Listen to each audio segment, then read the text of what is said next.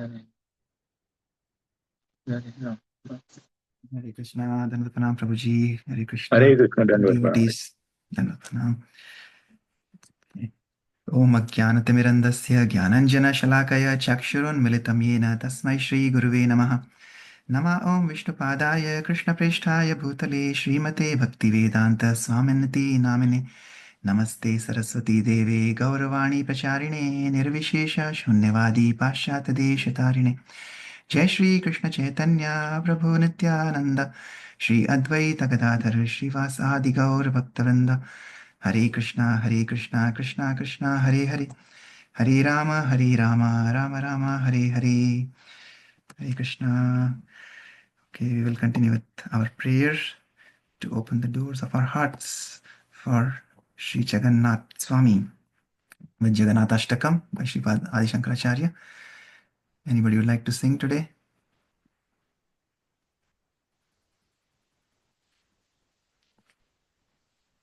Okay, I'll continue and then we'll read the translations. कदाचित् कालिन्दी तटविपिन सङ्गीतकरवो मुदाभीरी नारी वदनकमलास्वादमधुपः रमा शम्भु ब्रह्मा मरपतिगणेशार्चितपदो जगन्नाथः स्वामी नयनपथगामी भवतु मे भुजे सव्ये वेणुं शिरसि शिखिपिच्छं कटितटे दुकूलुं नेत्रान्ते सहचरकटाक्षं विदधते सदा श्रीमद्वृन्दावनवसति लीलापरिचयो जगन्नाथः स्वामी नयनपथगामी भवतु मे महाम्भोधेस्तीरे कनकरुचिरे नीलशिखरे वसन् प्रासादान्तः सहजबलभद्रेण बलिना सुभद्रा मध्यस्थः सकलसुरसेवावसरतो जगन्नाथः स्वामी नयनपथगामी भवतु मे कृपापारावारः सजलजलद श्रेणिरुचिरो रमावाणी रामः स्फुरदमलपङ्केरुहमुखः सुरेन्द्रैराराध्यः श्रुतिगणशिखगीतचरितो जगन्नाथः स्वामी नयनपथगामी भवतु मे रथारूढो गच्छन् पथिमिलितभूदेवपटलै स्तुतिप्रादुर्भावं प्रतिपदमुपाकर्ण्य सदयः दयासिन्धुर्बन्धुः सकलजगतां सिन्धुसुतयः जगन्नाथः स्वामी नयनपथगामी भवतु मे पराब्रह्मापीडः कुवलयदलोत्फुल्लनयनो निवासी नीलाद्रौ निहितचरणोऽनन्तशिरसि रसानन्दो राधा सरसवपुरालिङ्गनसुखो जगन्नाथः स्वामी नयनपथगामी भवतु मे न वै याचे राज्यं न च कनकमाणिक्यविभवम् न याचेऽहं रम्यां सकलजनकाम्यां वरवधूं सदा काले काले प्रमथपतिना गीतचरितो जगन्नाथः स्वामी नयनपथगामी भवतु मे हर त्वं संसारं द्रुततरमसारं सुरपते हर त्वं पापानां विततिमपरां यादवपते अहो दीने नाथे निहितचरणो निश्चितमिदं जगन्नाथः स्वामी नयनपथगामी भवतु मे जगन्नाथाष्टकं पुण्यं यः पठेत् प्रयतः शुचिः सर्वपापविशुद्धात्मा विष्णुलोकं स गच्छति हरे कृष्णा कृष्ण कृष्ण हरे हरे हरे राम राम राम हरे हरे श्री जगन्नाथाष्टकम की जय श्रीपाद आदि शंकराचार्य की जय शीला प्रभुपाद की जय Okay, anybody would like to read the translation? I want to read, Prabhuji. Yes, Mataji. Hare Krishna. Aarti Mataji, go ahead. Hare Krishna. Translation. Sometimes in great happiness, Lord Jagannath makes a loud concert with his flute in the groves on the bank of the Yamuna. He's like a bumblebee, tasting the beautiful lotus like faces of the cowherd damsels of Braja, and great personalities such as Lakshmi, Shiva, Brahma, Indra, and Ganesha worship his lotus feet. May that Jagannath Swami be the object of my vision. In his left hand, Lord Jagannath holds a flute. On his head, he wears peacock feathers, and on his hips, he wears fine yellow silken cloth. From the corners of his eyes, he bestows sidelong glances upon his loving devotees, and he always reveals himself through his pastimes in his divine abode of Vrindavan. May that Jagannath Swami be the object of my vision.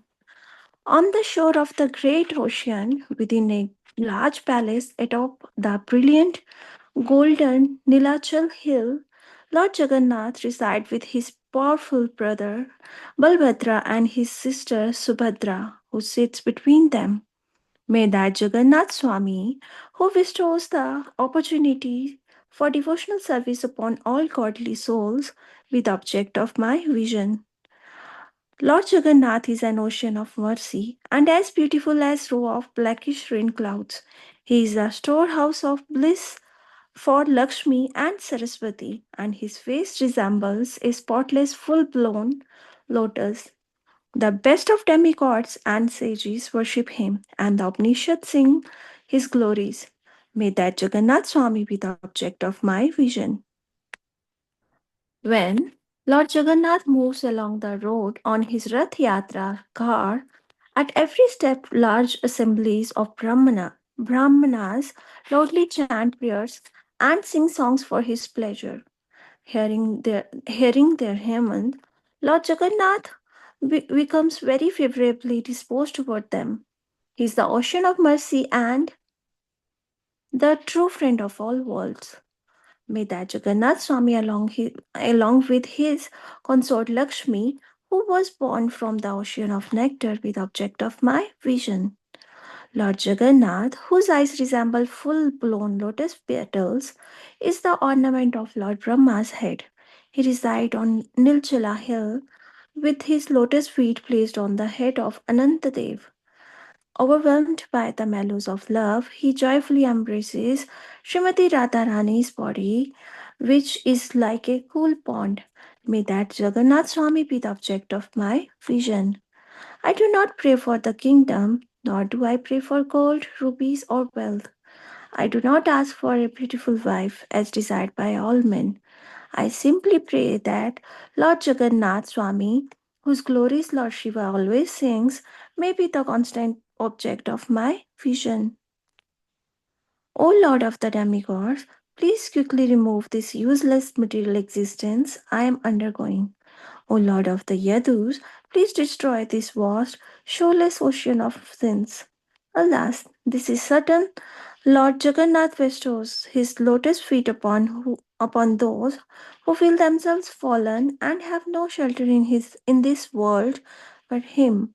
May that Jagannath Swami be the object of my vision. The self-restrained, the self-retrained virtuous soul who recites these 8 verses glorifying Lord Jagannath becomes cleansed of all sins and duly proceed to Lord Vishnu's abode. Hare Krishna.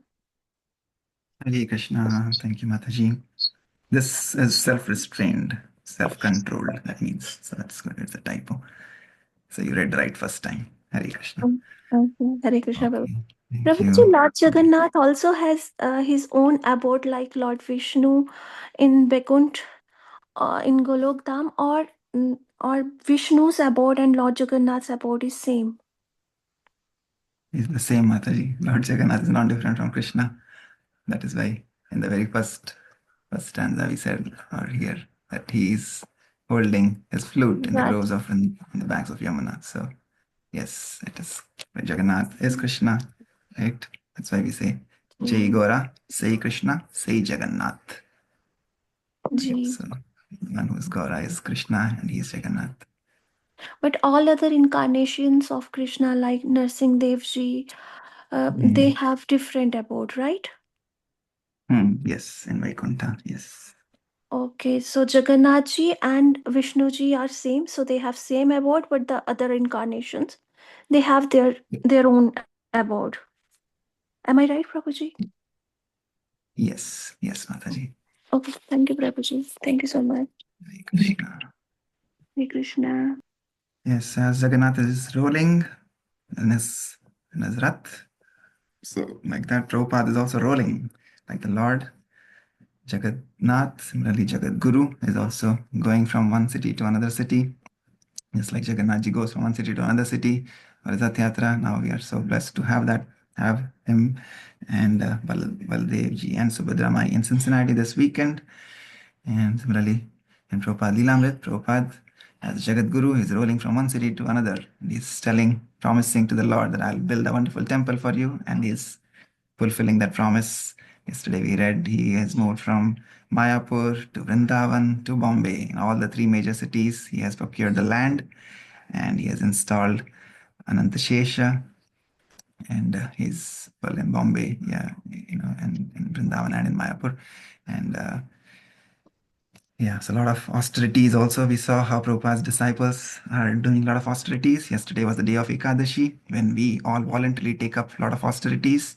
Right? Again, the idea of those austerities is not to make the body suffer, but it is to do our suffer towards the Lord, right? So like Hindi wala suffer, not English wala suffer. Just like Jagannath ji goes from one city to another city, the devotees go from one city to another city. So we also do our suffer in our spiritual journey, in our spiritual advancement. We have to take up some austerities. And just like Prabhupada's disciples, they have shown us by their examples over the last 50 years how they have gone through so much of voluntary austerities, and that is why they are where they are today. And similarly, our many of our dear devotees also, on the day of austerity yesterday, they took up the vows of initiation. And again, these austerities help us in our spiritual advancement. So may Lord Jagannath Swami bless all the new initiates who got their initiation yesterday. Again, that is just initiation, like we say, is the beginning, right? It is the beginning of our spiritual journey. But again, there is a lot of, just like Prabhupada also, we were saying, Prabhupada, we see his whole lifetime was a lifetime of preparation. As we have been reading Srila Prabhupada Lilamrita since the beginning of the year, how much of endurance, how much of austerity he went through in his life early on in the years. I mean, initiation for him also didn't come easily. It was how many? Almost 11 years. In 1922, he met Srila Bhakti Siddhanta, and after 11 years of tapasya and austerity, he got his initiation. And then again, he did so much of austerities in India, going door to door, trying to fulfill the orders of his Guru Maharaj. Right? So similarly, many of these initiates we know yesterday who got initiation have been waiting for many years. So that is also an austerity. But having that Shraddha, having that firm faith and determination, having association of sadhus, finally they are now able to have initiation and they will be able to perform bhajan kriya under the instructions of their Guru Maharaj. And may the anartha nivritti happen quickly so that they can get to the stage of nishtha, ruchi, and asakti and develop bhava and prema. Hare Krishna. Okay, so in the same mood, yesterday, yes, all these wonderful, our Guru Varga, today Giriraj Maharaj, and many other disciples of Srila Prabhupada, Madhudisha Swami, Brahmananda Swami, Shyamasundar Prabhu, all of them have been toiling for Prabhupada to procure these lands and help build the temple. So we'll continue here. This architect has also come from Holland, Hans Kielman. So Prabhupada is engaging him also in the service of the Lord. So we'll continue reading from here. Hans, Prabhupada said, now you listen carefully. Lord Krishna has sent you here. You must design these temples for him. You must do these very sincerely and not be afraid. I was completely surrendered. That moment was really ecstasy for me. He had a pile of photographs on his desk and he gave them to me and said, look at this. I look at the pictures and they were photographs of the new Govindaji temple in Vrindavan. He said, I want you to make a design like this. So I asked him, how big, Srila Prabhupada? He gave me a piece of typing paper and said, I should draw on this paper. Then he gave me the photographs and a pencil and a ruler. He took me to the next room and told me to sit down at the table. Pradyumna was there with all his Sanskrit books. Shyamsundara was there typing the letters. And suddenly, I was in between, making the drawings. Prabhupada said Giriraj and the others would have to collect 64 lakhs of rupees for the construction. The devotees had no idea how they would raise even a fraction of that amount, but Prabhupada gave them some ideas. He talked to them about enlisting the support of influential men by using the Bhet Nama system, whereby a person purchases the use of a guest room for life, and there were other ways. But the immediate step was to get the land. They had possession of the land, but before building, they should have the deed. Since Mr. N was already overdue in delivering the deed, Prabhupada told Giriraj to press him to comply with the written agreement and deliver the deed at once. In Prabhupada's last lecture in Bombay, he spoke about the six Goswamis of Vrindavan and the bittersweet ecstasy of their hankering to be with Krishna. Some of Prabhupada's disciples took it that Prabhupada was speaking about this because he was himself going to be leaving for a long time. At the airport the next day, there was a joyful farewell as Prabhupada waited for his flight to Australia. Sitting in the VIP lounge, surrounded by devotees, Prabhupada watched Madhudvisha Swami lead an ecstatic kirtan. If you go on having kirtanas like this, Prabhupada told the devotees, our Bombay project will be successful. When Prabhupada saw Mrs. N had come, he exclaimed, "Oh, Mrs. N, you are also here. You are becoming one of us." Prabhupada had the extraordinary ability to bring a spiritual vision into physical reality, to change a part of the material world into the spiritual energy so that even a common man could perceive the spiritual reality. This was Prabhupada's constant effort. Often a transcendentalist hesitates to deal with the material world, fearing he may become spiritually weakened. The Vedic injunctions, therefore, warn the transcendentalist to avoid associating with money and materialistic persons. But Prabhupada, following the principles taught by Srila Garupa Goswami, saw that everything material had the potential of being used in the service of Krishna and thus of regaining its spiritual nature. Following this principle, an expert devotee, although apparently acting within the material sphere, could remain always in touch with the spiritual energy. For such a devotee, nothing was material. In the Vedic scriptures, the great devotee Narad Muni, because of his ability to convert materialistic men into devotees, is referred to as Chintamani, touchstone. Just as Chintamani is said to convert iron into gold, so Narada could transform a beast-like hunter into a pure Vaishnava. And as Narada is glorified in the Vedas for accomplishing such feats in bygone ages, so Srila Prabhupada is a similarly potent touchstone in the present age. Again and again, he showed by his straightforward application of Krishna consciousness that he could change a materialist into a completely renounced, active devotee of the Lord. And now, after recruiting a number of devotees from Maya's camp, he wanted to engage them in transforming as much as possible of the material world into living spirit.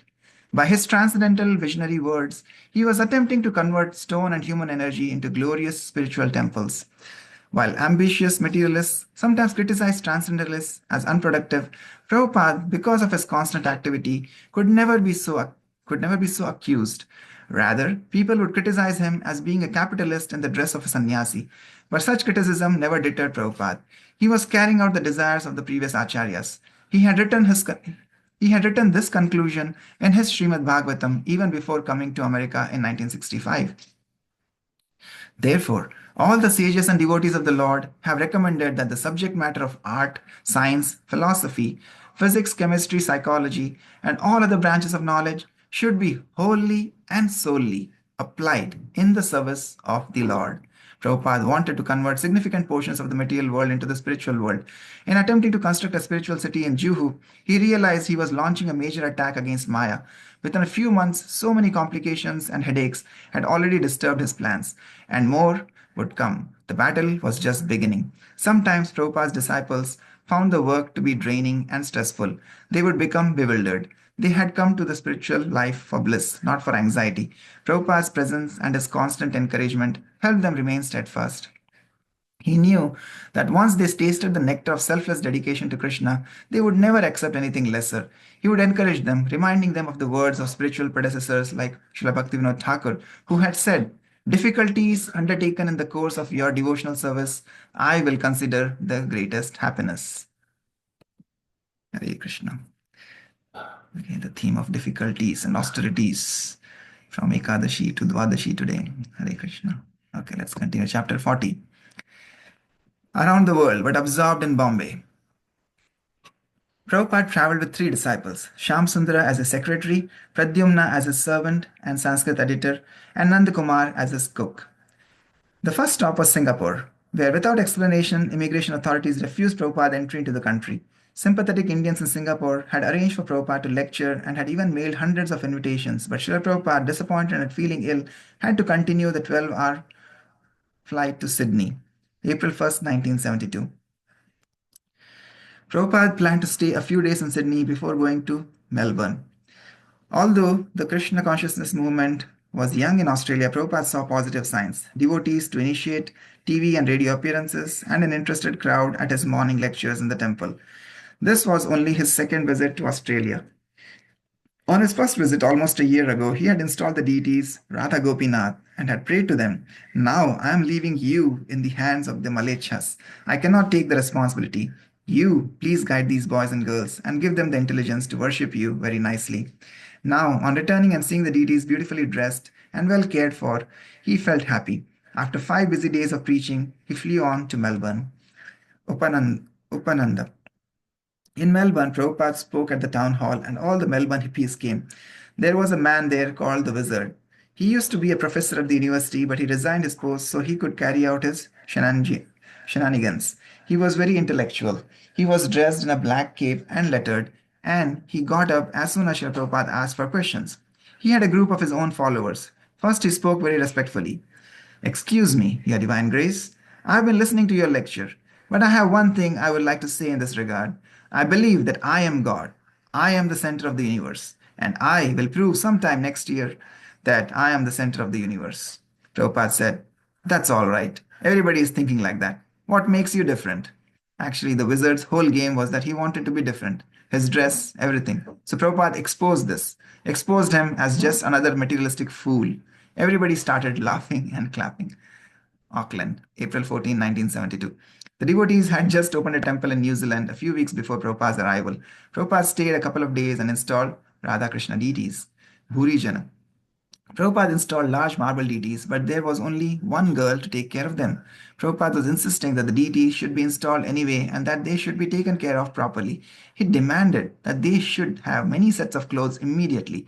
So some devotees built a temporary wooden altar and put up a curtain for the deities.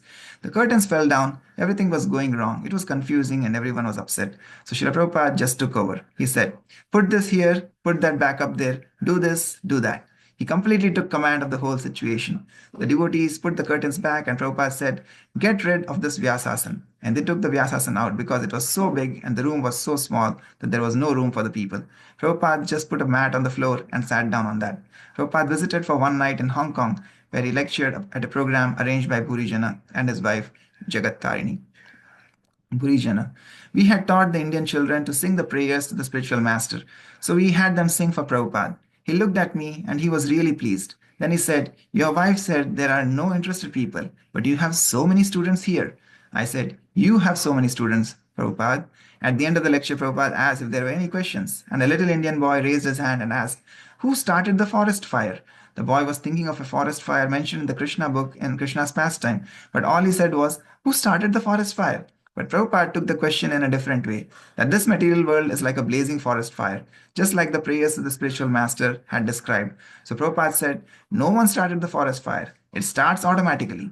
Just like in the forest, by the rubbing of two bamboos, a fire may start. But by chanting Hare Krishna, we can get out of this forest fire of material life." In Japan, the devotees lived in an old farmhouse in the hill country outside Tokyo. Srila Prabhupada stayed in a nearby hotel, installed Radhakrishna deities in the temple, and awarded sannyasa to ISKCON's Tokyo leader, Sudama. Prabhupada said he knew the pulse of his disciples. Thus, he had recently sensed a tendency in his leading managers to be too absorbed in management and not enough in preaching. He had been telling his secretary that GBC men should not simply sit behind their desks and try to centralize power, but should become detached, take sannyas, and travel and preach. With this in mind, he had awarded the sannyas order to two of his GBC secretaries, Tamal Krishna and Sudama.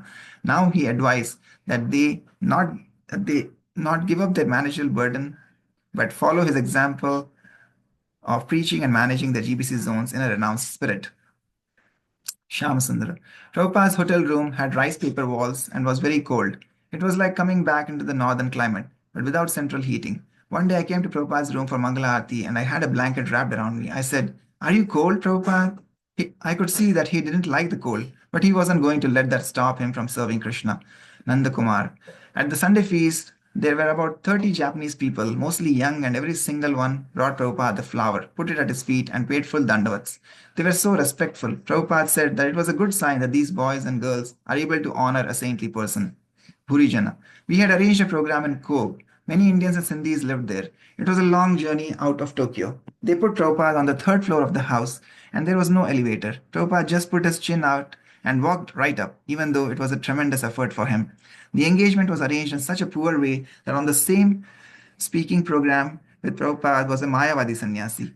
Prabhupada wanted to speak first, so he spoke in English.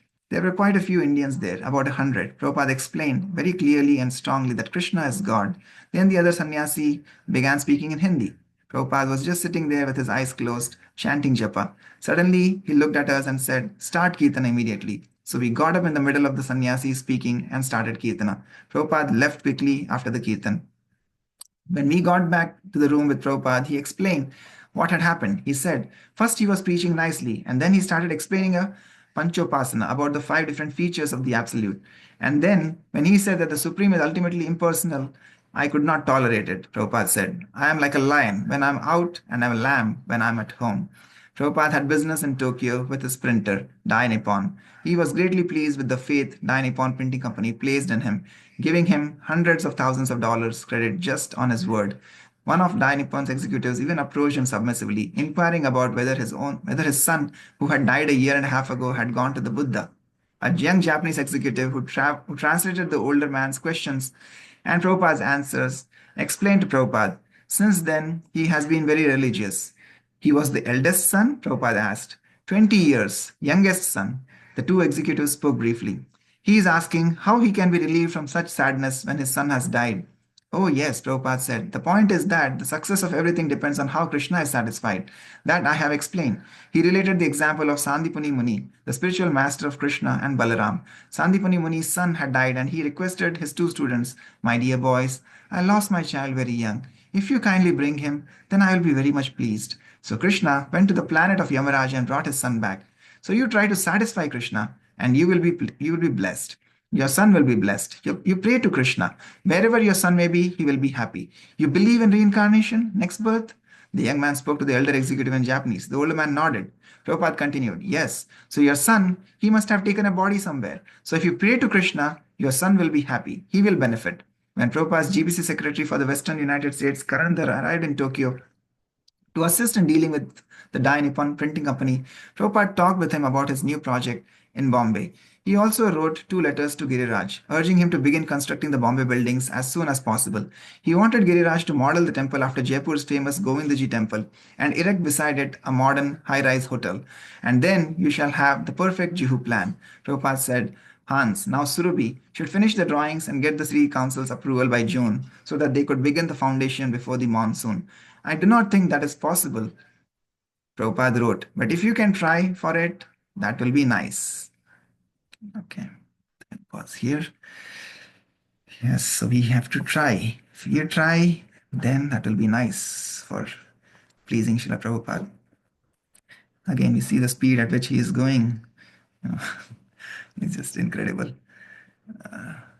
So again, that has come through his wholehearted, full-fledged dedication to his Guru Maharaj's instructions, right? And his lifetime of preparation. It is not, sometimes we get sometimes we are startled by somebody's progress or somebody's success, but we don't see what has gone on behind to the point where that success is now coming, right? So he's 76-year-old man now, and the whole life he has prepared for this. And what Krishna blessed him with, just like he's telling this Japanese executive, that we have to please Krishna. If we please Krishna, then he will bless us. And we please Krishna by pleasing his devotees. So that is what Prabhupada is doing. He is pleasing his Guru Maharaj, he is pleasing the whole Guru Parampara by sincerely following the instructions of his Guru Maharaj. And by pleasing all of them, he is pleasing Krishna, and Krishna is blessing him with this incredible energy, which is just mind-boggling to even think of for a 76-year-old man to be doing what he was doing, traveling all around the world. He traveled 14 times in just 12 years across the globe. We see going from India to Asia, Singapore, Japan, Hawaii, US, UK, Europe. It's this whole globe. If we go from here to India for in our flights, we get so tired, jet lagged. We say jet lagged from here to India one time when we come back from here. Imagine a 76-year-old person doing that 14 times, not just to India, but around the globe, you know, in such a short period of time at that age. How is that possible? It's just humanly impossible physically to think of what he was doing in just few days. He was in one country after the other, one country after the other, right? So how is that possible? That is only possible, and only possible when you have the mercy of the Guru and mercy of the Lord. So yeah, and like he was saying here, yesterday also we were reading how Yamuna Mataji, she was everybody, all the disciples were helping Prabhupada in their own way, and they were utilizing their skills. Like Prabhupada is saying again and again, we have to utilize our skills, not be attached, right? Even to his GBC, he was saying, don't be attached to management. You have to perform your service, but be remain detached. So all his disciples were helping in their own way. Yamuna Mataji yesterday, how nicely she used her skills of calligraphy, and she wrote that deed that Prabhupada told her to, since the electricity was off in Vrindavan.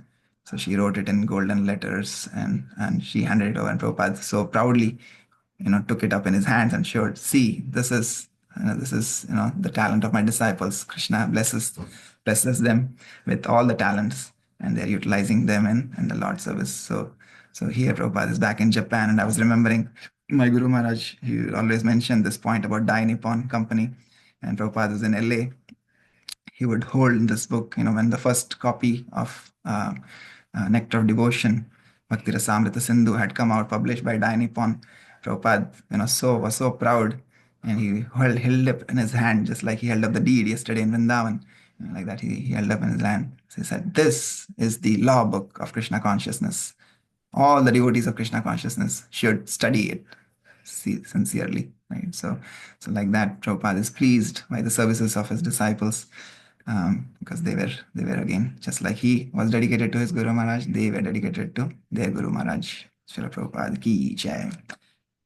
Okay, so like that, we are also just simply trying to endeavor through this process of Shravanam and Kirtanam, basic steps, the first foundational steps of Navada Bhakti. We should try to spend as much time on Shravanam and Kirtanam. And that is the reason why Prahlad Maharaj named them first, right? Otherwise, he could have said Atmanivedanam in the very beginning, but he said Shravanam, Kirtanam, then Vishnu Smaranam, Padasevanam. Of course, any one of these limbs is sufficient, like Prabhupada says, to take us back home, back to Godhead. But if we follow the parampara, we follow the way the parampara has given us the instructions. So that is our humble attempt to do this seva by reading the books of Srila Prabhupada, by coming together in association of the devotees, trying to understand the mood, the mission, and the essence of what Prabhupada has given us through his instructions. Hare Krishna. Okay, anybody else would like to share anything from today's reading?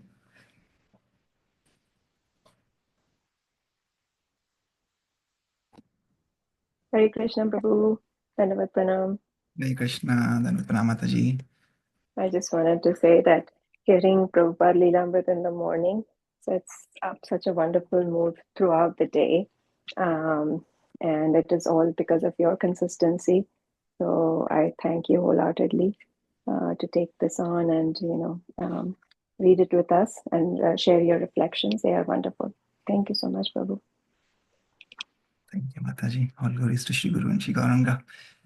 Yeah, we are just like parrots coming together and glorifying Prabhupada through what Prabhupada's disciples have given us. And yeah, like this, with your blessings, that may that be remain the mood forever for all of us. And yeah, maybe continue to please Srila Prabhupada, because when Srila Prabhupada is pleased, then Krishna will bless us. Hare Krishna. Anybody else would like to share anything?